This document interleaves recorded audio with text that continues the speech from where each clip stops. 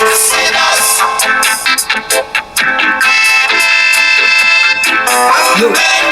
silang ba? Yung sasabihin ko na, ganun, dapat tayo ay magsuot ang ating mga napamiling damit at gawin natin ay gubat ang ating team. Ganun, para hindi masayang ang ating mga biniling damit. Ganun, para hindi masayang ang ating mga allowance sa pera. Ganun, bili tayo ng mga miscellaneous stuff lang. Ganun lang ang business ko ngayon, mga miscellaneous stuff. Ayun, meron din ako music. At music, ganun, nag-rap ako, nag-radio ako, ganun, kung ano-ano sa music. Music, business, ano pa, ganun. Nagawa ko ng mga ibang mga gagawin, mga ginagawa ng college, ginagawa ko ng college, lahat ng mga kurso na tinig ko, ganun. Gagawin ko lang sa buhay ko ngayon, habang nandito ko sa bahay. At ano bang trabaho ko? Diba dapat sa computer?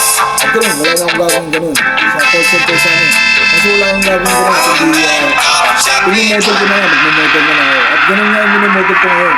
Gubat. Nag-gubat ako ngayon. At ganun. Inaayos ko yung, ginagamit ko yung mga damit ko para masuot ko na parang nasa gubat ako na parang Bob Marley. Gubat ang theme. Ganun. Wala tayong magagawa ngayon kundi magpaka-okay at ganun. Gawin natin ng mga dapat na okay at gumawa tayo ng mga gagawin, mga singing, mga gagawin sa buhay na mga gusto natin mga ma-achieve at mga kailangan mga goals na gagawin. At yun, gumagawa din ako ng sports.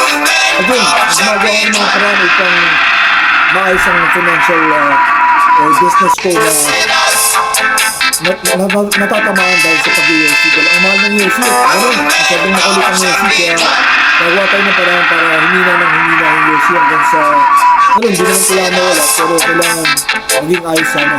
Pero ganun, ayusin natin yung business, ayusin natin yung USC. Para-paraan lang yan.